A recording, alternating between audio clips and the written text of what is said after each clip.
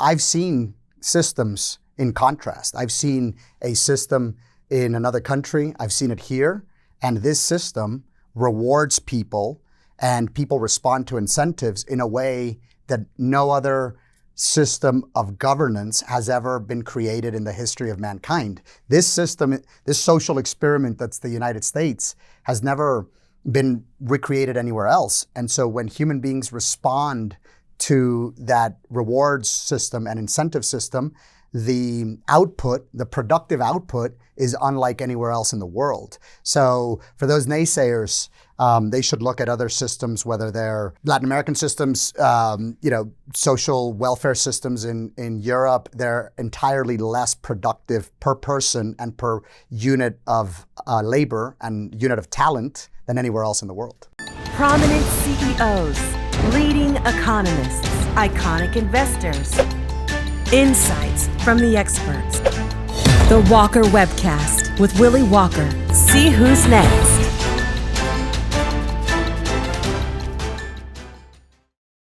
Welcome to another Walker Webcast, and welcome to our first webcast recorded in our studio in our new Denver offices. And it's my great pleasure to have my friend Fernando De Leon joining me of Leon Capital Group.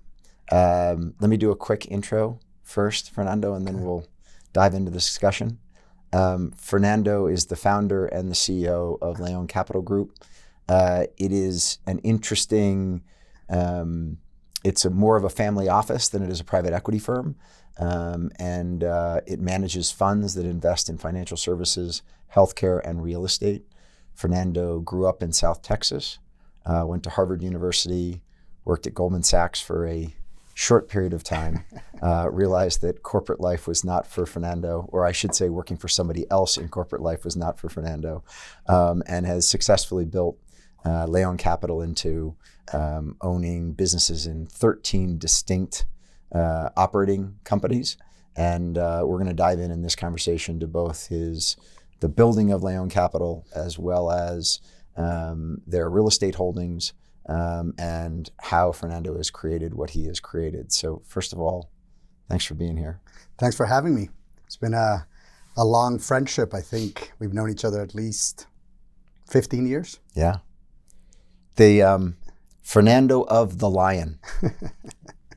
That's right. Fernando of the Lion. There's some real lion in there. As I think about your upbringing, Fernando, youngest of six, where'd the lion come from? Because as you've gone through your whole life, you've wildly outperformed, if you will. You've been at the very top of everything you've done.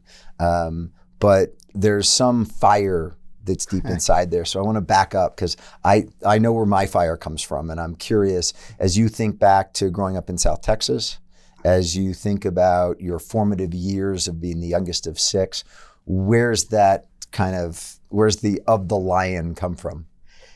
Yeah, I mean, I was the youngest of six. I was the only one born in the United States. So all of my siblings were born in Mexico. And I had this amazing privilege. So from my family standpoint, I had this golden ticket to go and go to the big leagues, go to perform in the United States at the highest caliber that I could. And so there was this responsibility that I owed to everybody to take advantage of the opportunities in the United States. So, I navigated those cultures, those systems, going back and forth between the border, and it created a sense of accountability. So I think that's where it comes from. Primarily, it is a responsibility to my family to do well. And when you contrast those systems, when you contrast them daily the way I did when I went back and forth between two different countries, I went to school in the morning in the United States and in the evening in Mexico. And I recently took my children to go see the school where I went to evening school. It was an agrarian school in Mexico.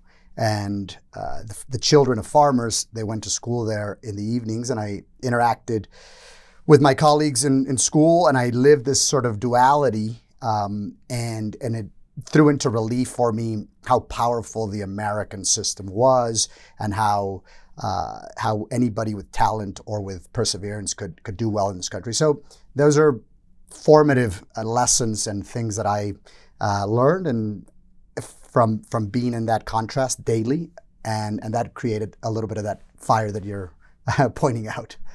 You're a really good speller. You like one spelling beast, didn't you?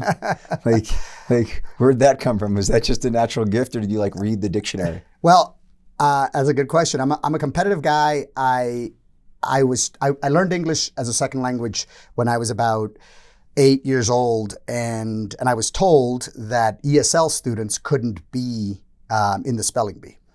English as a second language students couldn't be on the spelling bee. So I said, well, I want to be in the spelling bee, and I wasn't allowed to because I was, just learning English.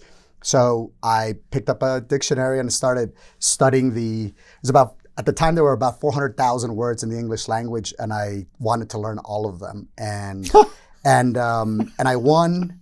I ended up asking my school principal, Rachel Ayala is her name, wonderful human being, and she allowed me to be in the spelling bee. So I won in my classroom, then in the school B, and then in the city B in South Texas, and then ultimately represented all of South Texas in the national spelling bee. But it was from, kind of being told that I couldn't do something or wasn't allowed to do something, and that's where it developed. And also there was prize money, and so prize money at the time was in dollars, and it was important for the family, and so I wanted to go earn some of that prize money. So I ended up getting some prize money for winning in South Texas and for representing my region, and so there was an economic incentive there. Do any of your other siblings have that sort of, when someone says no, they say, well, why not? I mean, in other words, is that something that's unique to you, or did your parents kind of instill that if somebody puts a barrier up in front of you, you should question why it's in front of you and see whether you can get through it? Yeah, I think there's some of that is in the DNA for sure. There's a brother of mine, and a lot of times they say Alfonso is his name. Alfonso's like Fernando, but in pesos. And so that's kind of the family joke, and we joke about it. But yeah, they're in my family. Is he in Mexico? Yeah, he straddles the border. He's got business interests in Texas and in Mexico, and that's pretty common along, San Diego, Tijuana, the Arizona border, Texas border. Pretty common. So we, there's quite a bit of that, and that kind of goes through a recurring theme. But I do think that being privileged with being an American citizen allowed me, a different landscape and a different frame where I could compete in different forums in business and academics, et cetera. Start a legacy. Start turning dreams into realities. A better world begins with you. Better communities start with us.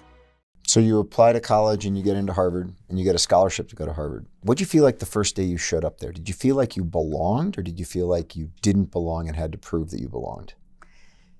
There, as you can imagine, I hadn't traveled much, had left my little town very few times. And I got to Boston Logan Airport.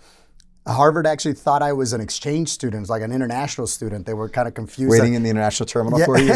You flew up from Dallas. It's like DFW. Kind of like that. And there was a gentleman named Bill Friedman who was my host family. Mm-hmm. So I had this alum that became my host family, and they were extremely supportive.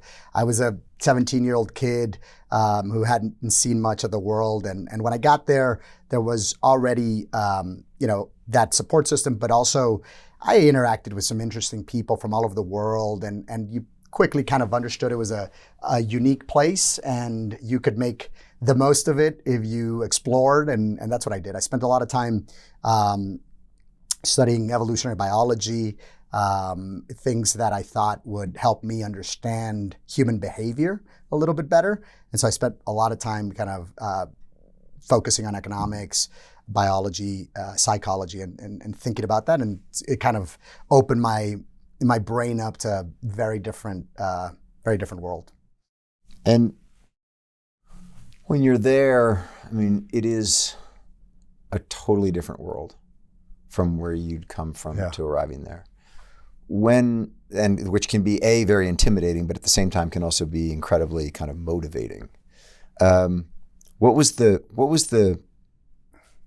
moment where you were sort of like, I'm going to take advantage of this situation to its maximum? Was there some moment of either being in a class, talking to a professor, getting a certain grade in a class that said to you, I'm good enough to be here? Was there some moment where all of a sudden it was like, wow, not only do I belong, but I can just suck the nectar out of this experience? Yeah, I think it was early classes with professors like Stephen Jay Gould, Lawrence Tribe, seminal economists that just kind of opened your mind up. So that certainly helped.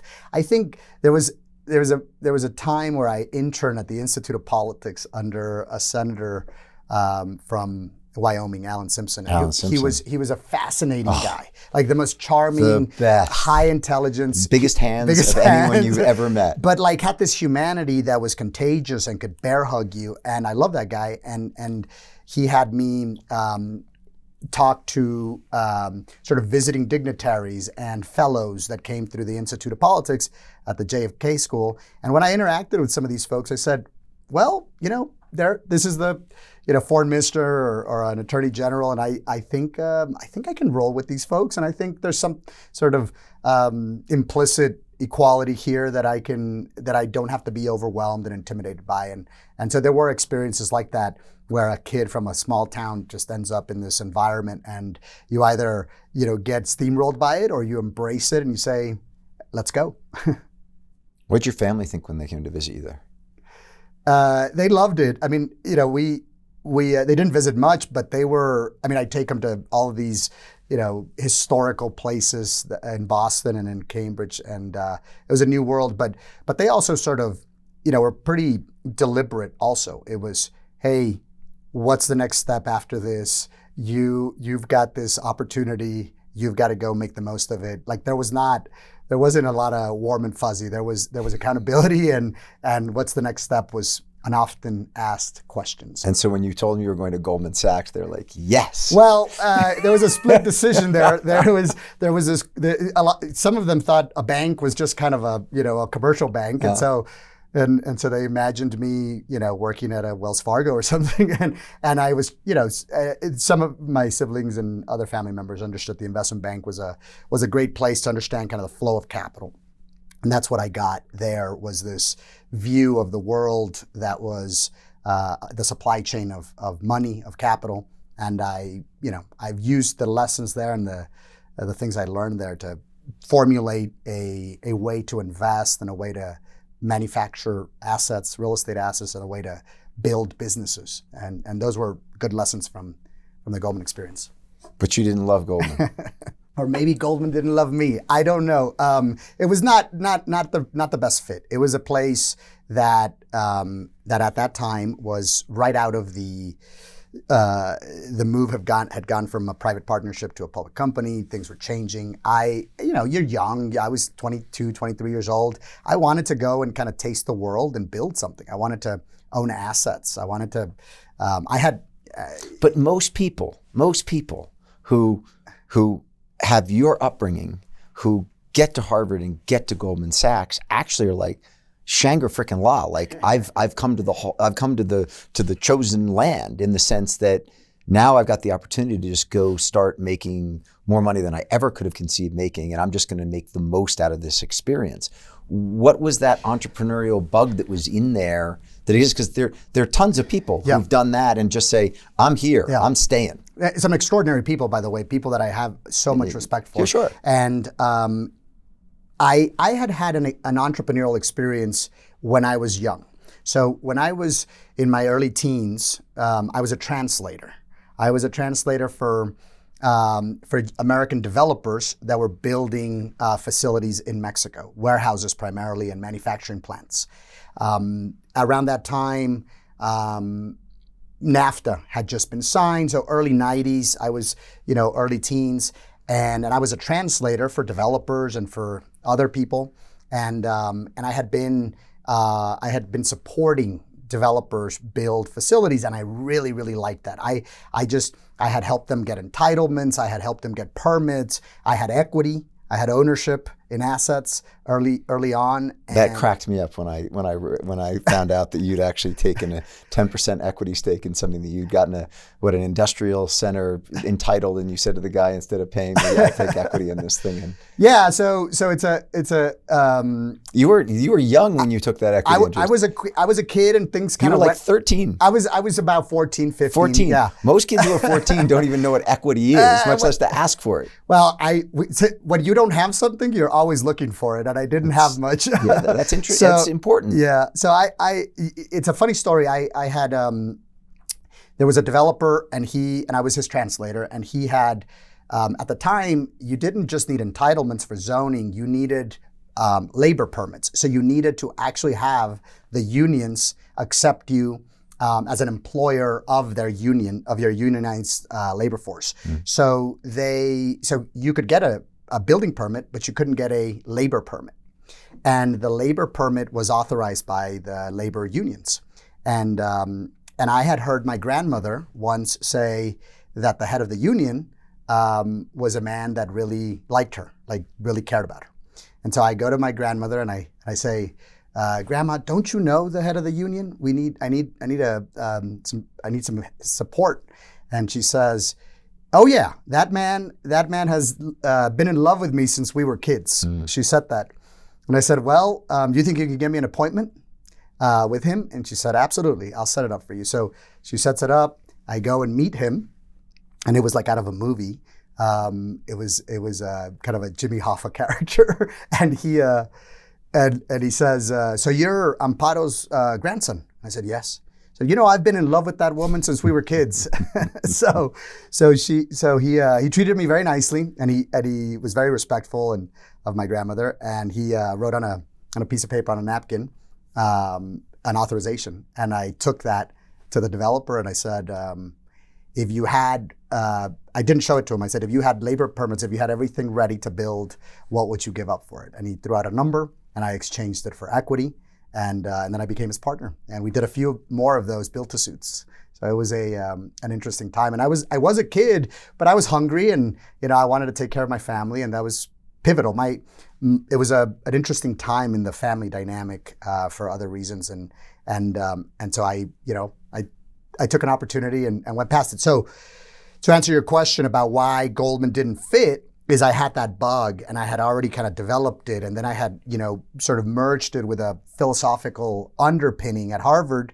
And so I said, I want to go back and do what I was doing. I just want to be smarter about it and more institutional and deliberate about it. And that's what I did. So I left New York and went to Dallas. I couldn't go back home because it was too small a city, but Dallas was this thriving metropolis with, at the time, maybe 4.5 million people. Today it has almost 8 million people. So I bet on the right city, and it was very formative from as a real estate developer, being in a city that grows that much was, a big part of the equation. So before we dive into that next chapter, as I hear you talk about your upbringing and that drive and the entrepreneurial nature you have, your kids are growing up in a very distinct situation. Do you and your wife fret about them not having that? And I got to turn it to you specifically because it's about you and your upbringing, not. But do you ever sit around and say, I know what developed that entrepreneurial, that drive, that fire inside of me, and I don't know if my kids are going to get it because of the way they're being brought up or what they have around them? I mean, what parent doesn't worry about the development and the future of their children? I think I do, and my wife does as well. I don't worry. I don't worry that they will miss out on opportunities. And I think there is a certain sort of pragmatism in our household that we try to communicate to our children. So one of the things that I always try to have them interact is with where I grew up and see that environment, create a sense of normalcy in our household. But I think they all develop in their own ways. And I don't think that having economic resources necessarily limits their entrepreneurship. I know plenty of people who have taken the company of that their father and grandfather built and made it much larger than it was when they took it over. I think you know a couple examples like that as well. But there are great people that have built things and they grew up in varying circumstances. So I think that comes from every child, every person's ability to harness their talent and to look for rewards in whatever place that they want to pursue them. But I don't think that there are any must-have variables in a person's life that limit or improve their ability to do what they want to do with their life. So one of your early investors at Leon Capital was Carlos Slim. How'd you meet Carlos Slim and get him to invest in you? Well, there were a lot of people early that believed in me when I didn't have anything, when I didn't have any evidence that I could perform. So there were that period of time in 2007 to 12 was very formative.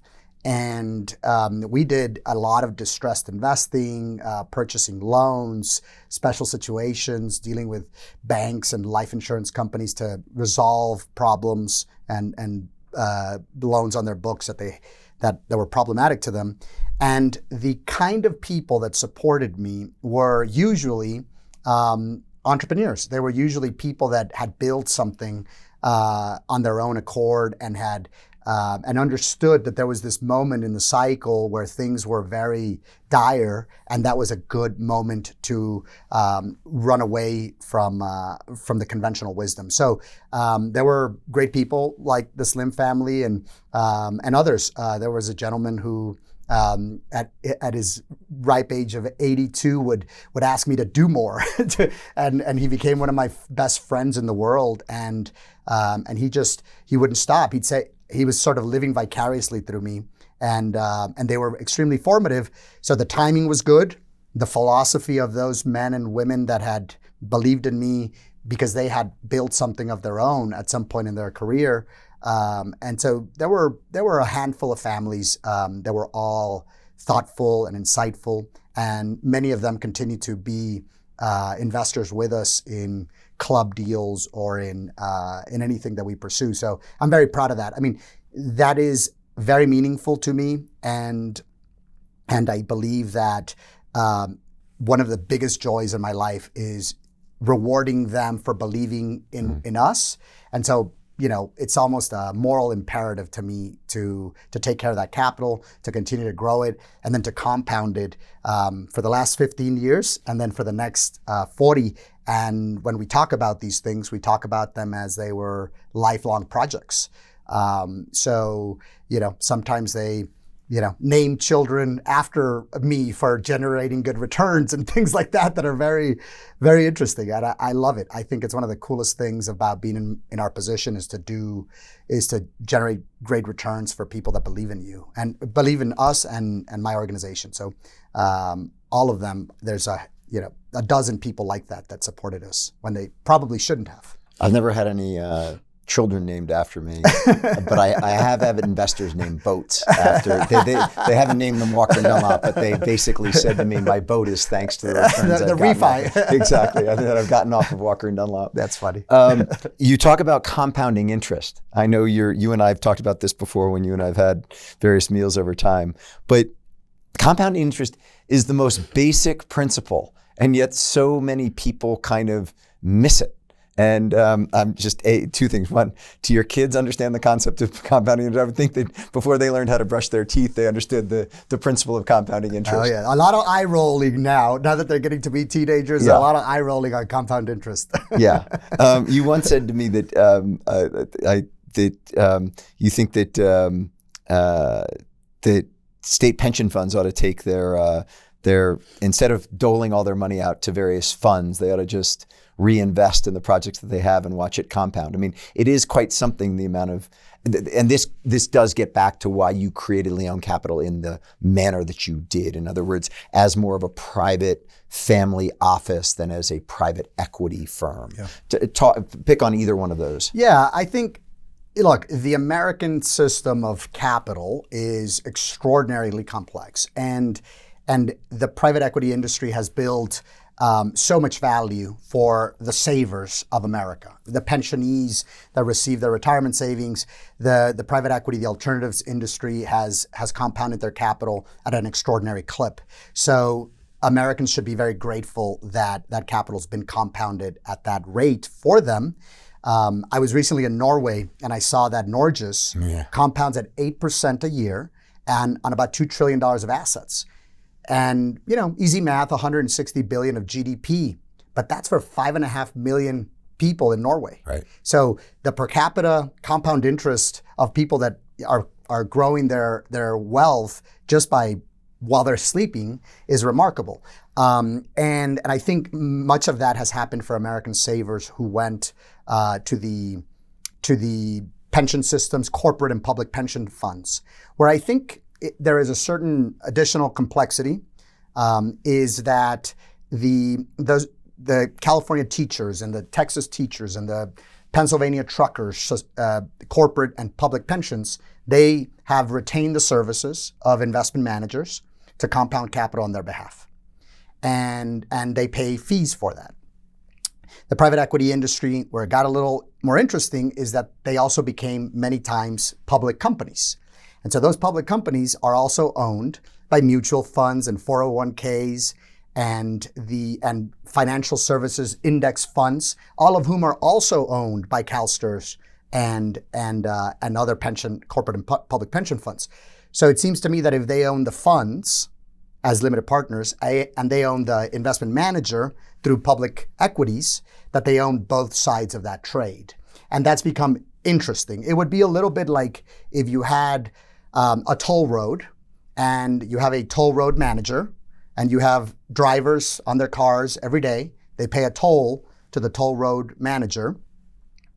And effectively, the toll road manager doesn't own the road, doesn't own the cars, doesn't own the riders, but has a contract to take some dividend and some royalty from that system. And I think it's a fair system, but I think it's complex and often misunderstood. Your comments as it relates to the benefits that have come to pensioners in the United States. I just wish you'd write a memo to Elizabeth Warren when she tries to go out and take down Blackstone and other private equity firms, to just sort of say the people you're trying to represent actually have benefited dramatically from these firms. And there's a little bit of doublespeak in all of that comes out. Well, I think, I've seen systems in contrast. I've seen a system in another country. I've seen it here. And this system rewards people, and people respond to incentives in a way that no other system of governance has ever been created in the history of mankind. This system, this social experiment that's the United States, has never been recreated anywhere else. And so when human beings respond to that rewards system and incentive system, the output, the productive output, is unlike anywhere else in the world. So for those naysayers, they should look at other systems, whether they're, Latin American systems, social welfare systems in Europe. They're entirely less productive per person and per unit of labor and unit of talent than anywhere else in the world. I was at a breakfast yesterday morning at the New York Stock Exchange with Argentine President Milei, and it was fantastic. And it was just fun to see his energy, his experiment, which I hope works. Boy, oh boy. But the front page of the Wall Street Journal today, I don't know whether you saw it, but he's slamming the gavel. And it was so fun, just his excitement about all of it. But at the same time, I mean, I was in Argentina in the late 90s, mid 90s, when Menem was there privatizing everything. There was foreign direct investment. The peso was pegged to the dollar, and the economy was growing nicely. And then obviously the Brazilian devaluation in 98 then made it so that the peso got devalued in Argentina and everything kind of went to hell in a basket. But for 25 years, we've had socialist regimes down in Argentina trying to figure this thing out, and it just hasn't worked. And he's got an austerity plan in there that is, seemingly wildly draconian right now, with 60% of the population. Last I was reading up before the breakfast yesterday, right now estimates are that 60% of the population are living under the poverty line. But he talked yesterday at length about where inflation has gone, where their current account balances have gone, and I mean, it's working. I hope he can make it. Well, that system needed a jolt, and it needed somebody with that level of energy, and even an overcorrection is probably going to land in a good place overall. Yeah. With all that said about the states, though, Fernando, you think we're getting soft? I think that this country has so many opportunities that sometimes an excess of opportunities makes people sort of a little insular or slow to recognize how powerful the system is. We have too many options, right? It's like if you go to an ice cream parlor and there's 100 flavors of ice cream versus 3. You're a lot more likely to just kind of pull the trigger and go forward when you have less options. But this system has created a great deal of opportunity sets. And I think we are all learning how to interact with some of these new opportunity sets, whether they're technology or AI or digitization. These things are all coming at us pretty fast. And we are all trying to figure out how they interact with our daily lives. But I do think we have a lot to be grateful for. And I am staunchly opposed to folks that are anti-America or that berated or that want to accentuate some of the things that are not great about this country, which are, they're the case about every human being and every nation in the world. But what is powerful, the incentive structure, is unlike any others in the world. But so I do think that there is a generational sort of need to reemphasize that and for people to embrace it and exalt it. So you started, as you said previously, of getting basically what I'd call friends and family or partnership investments in distressed deals and started to buy existing deals. You started to build deals. You now have about 15,000 multifamily units. And your 2 big real estate portfolios are in multifamily and in industrial. Primarily. And then from that, as the beginning of Leon Capital, you've expanded out dramatically into other financial services as well as into healthcare. As it relates to real estate, how you feeling about both what you own, what's being developed right now, and then as it relates to where we are in the cycle as far as putting more capital to work? Yeah, I mean, in the real estate business, we take industrial, for instance. I think that business is very, very healthy. We are manufacturers, so we develop. And so when we develop, we're usually building at a substantial discount to where market prices are. If not, we're not building. And we also had some great years to acquire existing assets.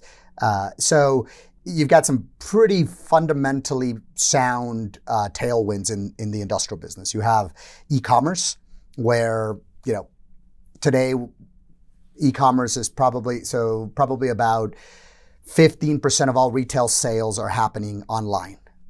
You compare that, say, to the Chinese economy, where about 30% of all retail sales are happening online. If we move on par with Chinese system, we would need another 2 to 3 billion square feet of industrial for distribution. So e-commerce, big tailwind, where we have our buildings are full. We have great demand from that user pool and others. When did you see? I know you owned a bunch of retail, and you saw that shift happening, and you basically got out of retail and in industrial. because of the square footage that's needed in industrial to feed the online world versus there are 4 feet of industrial warehouse space that are needed to do one of the retail. What year did you see that and make that shift? Well, I didn't just shift. I got my butt kicked. I mean, it was pretty humbling. I wish it had been a press a button, sell a stock, but it was about 300 retail assets, and we sold a lot from, call it 2016. So I saw that Bed Bath & Beyond was fulfilling their goods through warehouses, not through brick and mortar, and it was pretty evident. But we saw it like real time in our shopping centers and our facilities. So easier said than done, and we did. But we made I think that pivot, that transition was painful, but we did it as best we could, and we saw it around 2016. It took us a few years to sell retail assets and redeploy that capital into industrial. Industrial, we've been in that business since we acquired a company in 2012 in Europe. If you'll recall, 2012 was still pretty bad in Europe.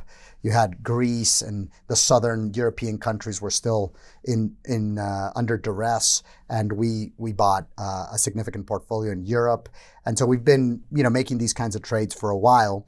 But we did feel it. There were other parts of retail that were less disrupted, fast food restaurants, things like that. And then some like banks that got disrupted dramatically. But we shifted that. I shifted that capital and moved it. It was painful, but yeah, around 2016 was the time when we started reallocating that capital base. And do you put any sort of data center / next gen of technology on the infrastructure side in the industrial space, or do you view that as completely outside of it? That's a tough business. I think it's a lowest cost of capital business where you have to have a different sort of outlook on and capital base in order to do that. To build or acquire data centers. So we are not in that business, but we are competing dramatically for it. We're competing for power in our industrial buildings, and the data centers are winning, and they are our AI overlords. Did you see that Microsoft is getting power from 3 Mile Island? I saw that. Yeah. Like, think about that. That's fascinating. It's just fascinating. Yeah. It's going to be interesting. The AI overlords need power, and we must fulfill it, or they will be angry.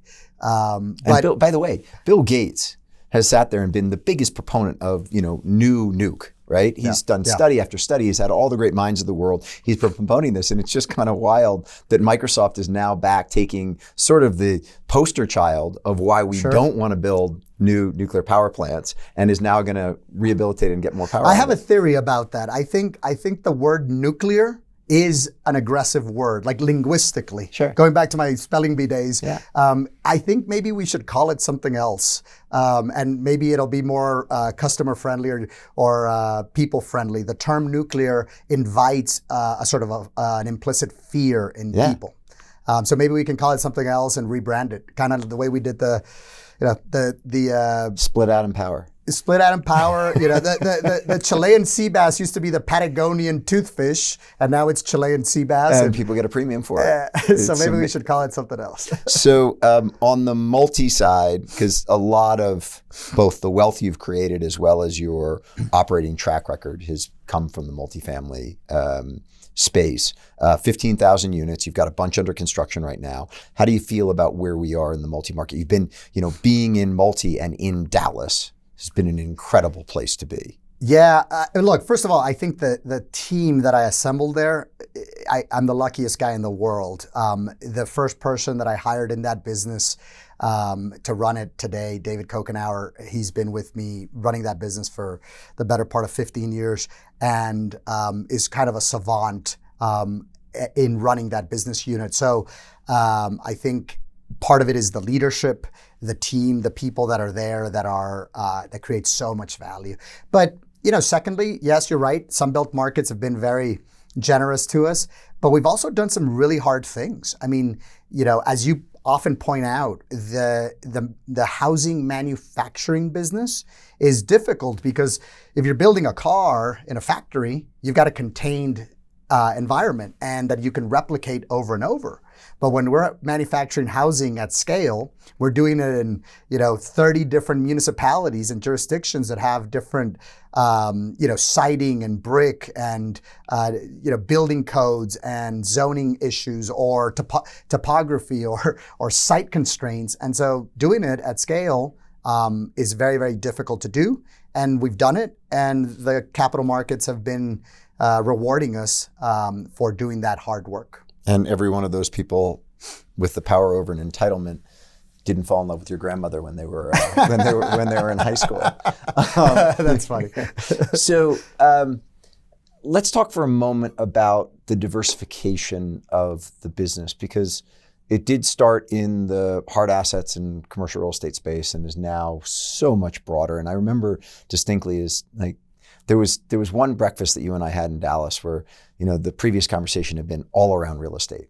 And then all of a sudden you're like, did I ever tell you about my dental business? Did I ever tell you about my dog grooming business? And I'm sitting there hang on a second, this thing is just going and going. But in the dental space, you have 155 clinics. You have 270 doctors and 1,300 medical practitioners in that business. I mean, talk for a moment about, and that all of that is under a franchise model? No, we own and operate all of these businesses. Yeah. I would start with this. Every business that we've ever built has been an outgrowth to solving another problem in our business. So for instance, in real estate, I got kind of tired of paying a lot of increasing costs for insurance every year.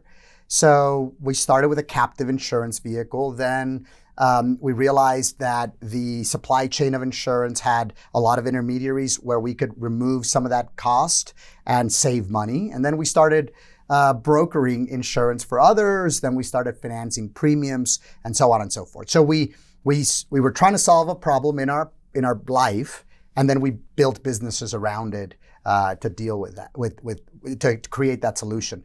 And healthcare was no different. In healthcare, when we had a shopping center, there was a dentist who wanted to lease space, and he leased space from us, and then he wanted to open another location. He didn't have capital, but he had a P&L that was very, very, had a 30% four-wall margin, and it was pediatric dentistry. And I looked at it and I said, pediatric dentistry seems like something that is relatively insulated from Amazon's grip. And they probably won't be able to put braces on a child. And I said, why don't we open the second location? So I provided the capital, and I happened to have some real estate in my portfolio. So we put them into one of my shopping centers that probably had some leasing issues at the time. And I solved two problems, and then that two locations turned into ultimately 300. And it's a fantastic business that has something that is making people's lives better through healthcare and dental care for children. We have oral surgeons, we have orthodontists, we have an amazing group of people, dental implant surgeons. These folks, when somebody gets a smile, it changes their entire life's trajectory by eating better, by having more self-confidence, by being able to develop themselves socially. And so those are things that are meaningful to me, and I wanted to do that. Every healthcare operating company today came from similar circumstances. Some, like the mental health business, were interesting. I was intellectually curious of that space. I wanted to understand, what was happening to the human brain, and there was this sort of explosion in research that I wanted to understand better. And so we turned to the mental health business, and we learned a lot. We partnered with folks. Today we do mental health services for American veterans. We do it through the correctional system as a subcontractor for the Pentagon.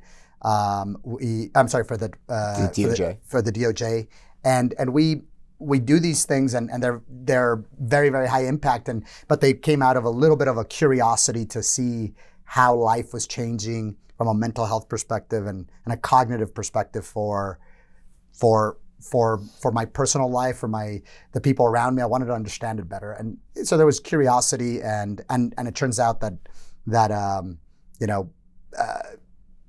sadly or not, the demand for mental health services across the country has skyrocketed, and we are a provider of those services, and I'm proud of the work that we do. So some of them came out of real estate, some came out of trying to solve a supply chain problem with insurance, and some of them came out of intellectual curiosity. And when I think about, all of those are heavy lifts from an operating standpoint. They're really operating businesses. They're not fixed asset businesses. How have you found your management style as a leader and as an investor? How has it had to morph or not from going from being an owner of hard assets into an owner and manager of some really big scaled operating businesses? Yeah, well, first of all, those businesses are all run by extraordinary human beings.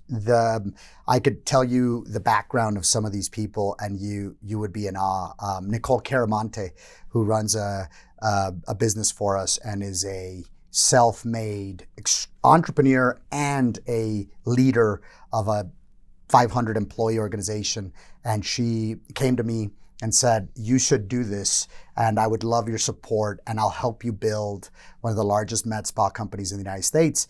I knew very little about that subject, but she knew more than I would ever know, and I could tell that she was tough and brilliant and knew the space better than anybody. So part of it was supporting her, and that story is reproduced multiple times across our portfolio. So I am not going to sit here and tell you that I have a lot to do, but I do believe in people. I do support them with capital, and then oftentimes when somebody tells us that something is impossible here or there, I do go back to that day when they told me that I couldn't be in the spelling bee, and go back to that inner child that doesn't want to be told no. And then, sometimes we have to break things and recreate them and reinvent them and pivot. And a lot of the stories around our operating companies have been, that's the style of leadership, to be not bureaucratic, to be a founder-led business, and then surround ourselves with really talented people. And then also, I think one of the real competitive advantages that I believe we have versus a private equity model is that when we have people like Nicole or Mike Martin or other folks that run businesses for us, we can reward them and compensate them however we want. There is no sort of box. It's all about alignment. So folks like that, sometimes their equity is right alongside our new capital, and they believe in it the way founders and entrepreneurs put their money where their mouth is. So we the ability to reward entrepreneurs and business builders from compensation and equity is something that's a real competitive advantage, I believe, in our model of investing. And in thinking about the sort of the push-pull from the here and the now and the future vision, you've been a huge visionary on where is the market going, and you're very humble in saying a lot of it has been out of need and not necessarily some waking up in the morning and seeing the light on something.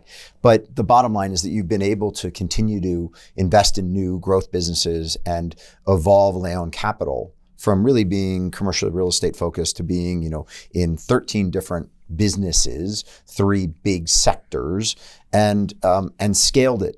When you think about the amount of time you spend managing the here and the now versus thinking about the future, where's a day in the life of Fernando sit? Yeah, look, some of this is the devouring information that I am addicted to. I love understanding new industries, but some of it is a little bit of anti-incumbency. Some of it is contrarianism. I think that is the core of entrepreneurship is to look for the state of the art of a industry, of a business, and then to say, I'm going to create something different. The delta between the state of the art and what you've created, multiplied by the number of people that you deliver that to, should be your reward. And I believe in that. And I built a business called Crexy 8 years ago. I co-founded it with a guy named Mike DiGiorgio, and Mike was, somebody had told me to invest in office buildings, and I literally said, what is the opposite of office buildings? And I said, the opposite of office buildings is probably data. and so we built a commercial real estate data business that today has, 4 million people that we provide services to, data, listing services, auction services, and it's become a great business with 400 employees, great leadership. But it was a moment in time where I said, what is the anti-incumbent view of real estate? And I think we are. I think that continues to be a little bit of the DNA of, hey, is there something we can do? If it's hard, why not us? And I think there's that's part of it. But I do think that I'm 45, and I think there's another however many years I get to be on this earth, and they'll be all about ideas, devouring new ideas, entertaining people that have great ideas, backing them, and then compounding interest for another 30 years, hopefully. In the real estate industry, when you have a great investment, you hold it for a certain period of time and you sell it. In all these operating businesses, you've got big scale, but they just generate cash flow. Mm-hmm. You ever look at either consolidating them, spinning some of them out, making them publicly traded companies? What's the thought about that? Yeah, we think about that consistently. Capital structure. I do think some companies that we own should be public companies. I do think that there is a certain accountability from the public markets that could be overlaid on some of our assets. That would be very beneficial for those management teams and for the long-term value of those businesses. So yes, we think about that. We sell minority stakes or majority stakes in businesses once in a while. And then also, one of the things that has happened recently when the capital markets were in a funk is some of our managers said, hey, should we sell this? And we said, well, maybe what we should do is improve it more. And so give me a solution.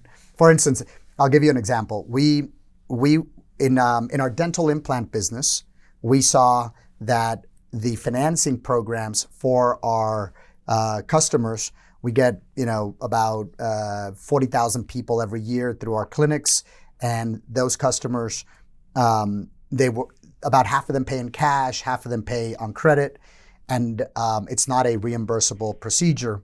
But we saw that the debt securitization markets had kind of dried up for consumer lending. So I said, well, why don't we provide financing solutions for our customers? And so if a customer could pay the down payment that covered our fixed expenses, I would, seller finance the procedure, for lack of a better word. And we started originating loans that had a zero cost basis. So today we originate about $1 million a week in loans with a zero cost basis in that business. And people first, they told me I was crazy and that it would disrupt the flow and our customers. And now it's a great machine. So sometimes, does that give you insight into consumer finance? And I mean, my assumption would be that's like looking at FedEx, U-Haul. Yeah. U-Haul Rentals gives you a leading indicator as it relates to where people are moving in the country. I would think from a consumer finance standpoint, where that credit book is for sure, absolutely. And it's been holding up recently? Yeah, it has been holding up, and I think the American consumer in general has held up extraordinarily well. But I would say it gives us, for instance, in our ophthalmology business, that is a lot of folks that are Medicare recipients, and we see 10,000 people turn 65 every day. And so you see demographically where that's going. We see the loan book. We see the equity that demographic has built up through their 401ks, home equity, through their pension systems being reinvested through our private equity management system. So we do have a window into that world, that consumer world. And yes, the loan book has held up extraordinarily well. Our default rates are negligible, sub half a point. Wow. So we see that's amazing. Yeah, we see. I mean, the American consumer just holding up. And you're right. All of that informs our judgment about housing, about logistics. Do you want to go into seniors housing? You just used that stat of 10,000 people turning 65 every day. You know, I would love to find a great partner that knows that business very well and that wants to continue to scale. And I think in that business, we would rather partner with somebody that is already doing it well. What's interesting about that, Fernando, is that if you said to me, hey, I'm going to start up in seniors housing and we're going to raise a fund and do you want to invest in it? Because of your operating experience, I'd say in a heartbeat. If most real estate people who are real estate developers and not operating company investors, you sit there and say, seniors housing is an operating business. Absolutely. It's not a real estate business. Totally agree. But if there's anybody there who could handle the complexity of the seniors housing space, it would be you. Yeah, I think it is a great industry, a great business, but I do think you need very experienced eyes on an operating business like that. Unlike, similar to hotels, we have a healthy respect for businesses like that. I think we need, operators that will roll up their sleeves and build them. And I think in that particular case, I'd rather find somebody to partner with and provide some capital too. In bringing this all full circle, your foundation supports 10 scholarships for kids from South Texas. What do you need to win a Leon Foundation scholarship? What do you need to be doing?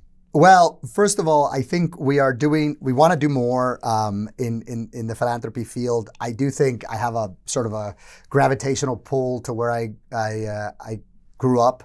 I think you have to be the kind of person that wants to get more out of life, and that comes in a lot of different shapes and sizes. So there are some kids who have told me, I don't really want to go to college, I want to go build a business. And will you support me? And there's been people that want to be chefs. There's been people that want to go to college. And so we will support all stripes of people that have an inherent perseverance and sort of a little anxiety in their soul to go pursue a better life. So that is generally what you have to have, and I think we need more candidates and more people applying for these scholarships, so we have as many, so we continue to do more in that field.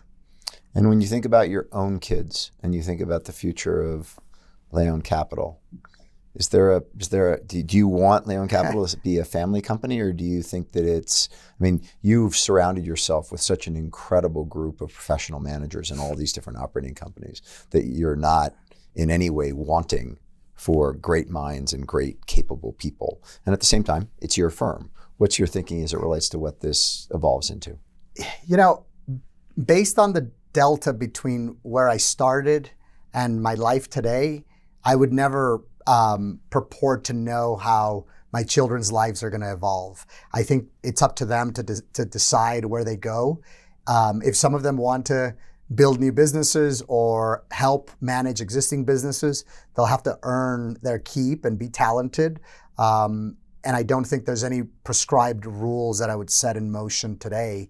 Of course, I'd love it for them to have fulfilling and satisfactory lives in whatever venture they go into, whether it's the arts or philanthropy or business or academia.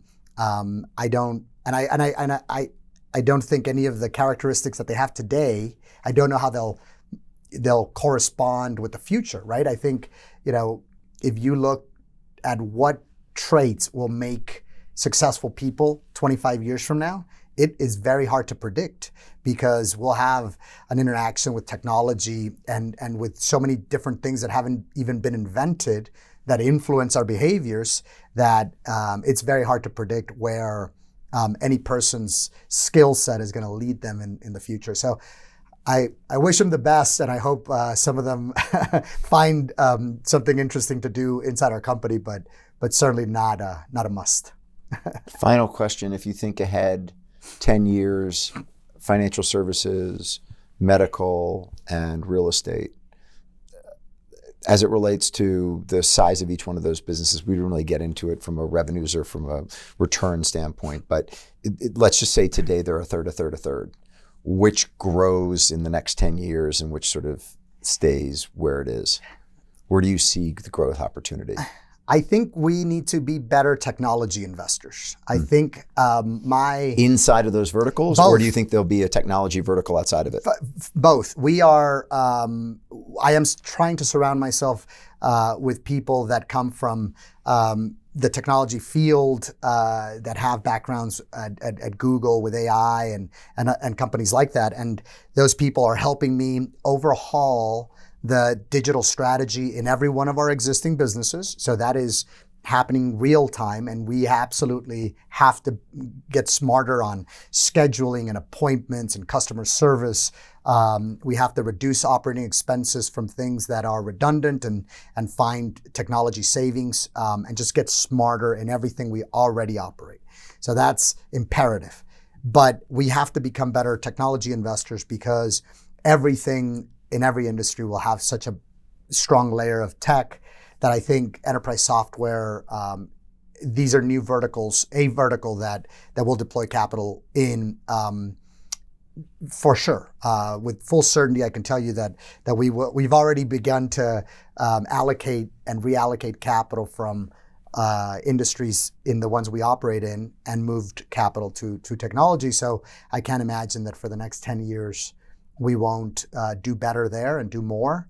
And then secondly, I think there are some powerful sort of demographic forces that we understand, that by virtue of my background, I have seen, that I understand, and that I think could play very well into our businesses. So the growth of the Latino demographic in the United States, the Latino cohort, our ability to understand that particular customer base and that demographic, I think will lead us into certain business units that may be very interesting. It's a powerful sort of just an engine of growth and a freight train that I think we need to begin to place some bets alongside. Fernando, a real pleasure. Un placer. Un placer. Thank you so much. Thanks everyone for joining us this week, and we'll be back again next week. It's really been great. Thank you, Fernando. Thank you for having me, Willy. Enjoyed it. Gracias.